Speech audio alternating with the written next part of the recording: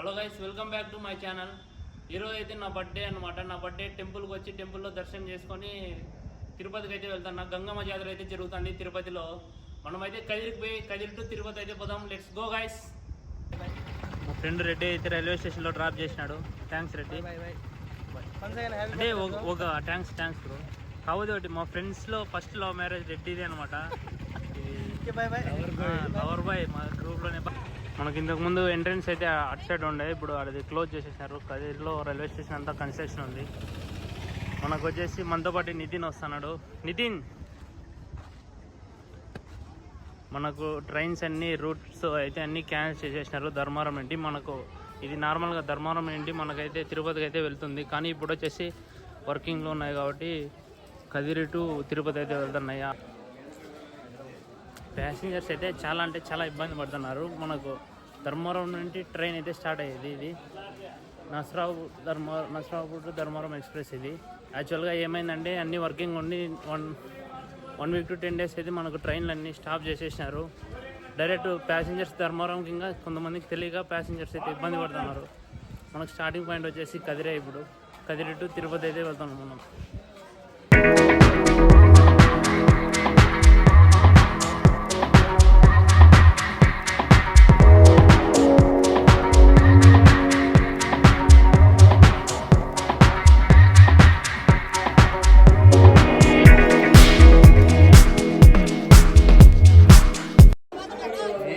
జనాలు లేరు అంటారు, ఇంతమంది ఉన్నారు జనాలు.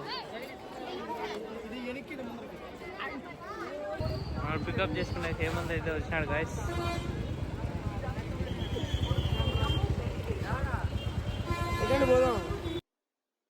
మనం ఇప్పుడు తిరుపతిలో తాతయ్యగుంటలోని గంగమ్మ ఆలయంలో జరిగే జాతర గురించి తెలుసుకుందాం. ఈ జాతర ప్రతి ఏడాది మే నెలలో జరుగుతుంది. 1 లేదా 2 వారాల లోపు జరుగుతుంది. ఈ జాతర 7 రోజుల పాటు జరుగుతుంది. ఈ ఆలయం యొక్క చరిత్ర మనం ఇప్పుడు తెలుసుకుందాం. పూర్వం అనంతల్వార్ అనే భక్తుడు ఈ ఆలయం నిర్మించారు. ఈయన శ్రీ వెంకటేశ్వర స్వామికి గంగమ్మ తన సోదరని భావించి తాతయ్యగుంటలోని గంగమ్మకు ఆలయం కట్టించారని ఇక్కడ స్థల పురాణం చెబుతుంది. ఈ ఆలయం 1400 సంవత్సరాల కంటే ముందు నుంచే ఉందని ఇక్కడ ఆధారాలు చెబుతున్నాయి. తిరుపతిలో జరిగే ఈ జాతర మన దేశంలోనే జరిగే మొట్టమొదటి జాతరగా చెబుతారు. మనం ఇప్పుడు తిరుపతి గంగమ్మ చరిత్ర ఇప్పుడు తెలుసుకుందాం. తిరుపతి గంగమ్మ గురించి ఒక కథ ప్రచారంలో ఉంది.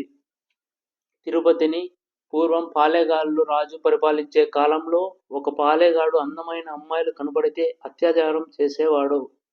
ఆ పాలెగాడిని చంపి మహిళలను కాపాడేందుకే గంగమ్మ తల్లి తిరుపతికి 2 కిలోమీటర్ల దూరంలో ఉన్న ఒక గ్రామంలో కైకాల కులంలో పుట్టిందని భక్తుల నమ్మకం.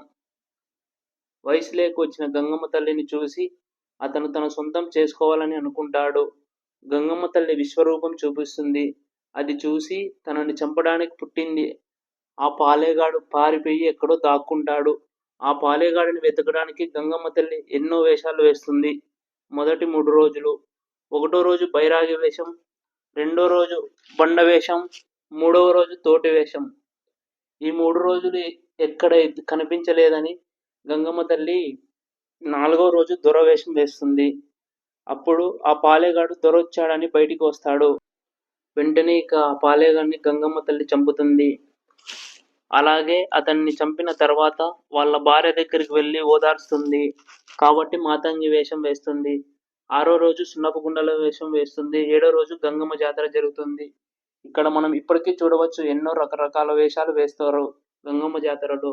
గంగమ్మ తల్లి మనల్ని కూడా రక్షించడానికి జాతర చేసి మొక్కులు ఇప్పటికీ చెల్లిస్తూ ఉంటారు ఎంతో మంది భక్తులు.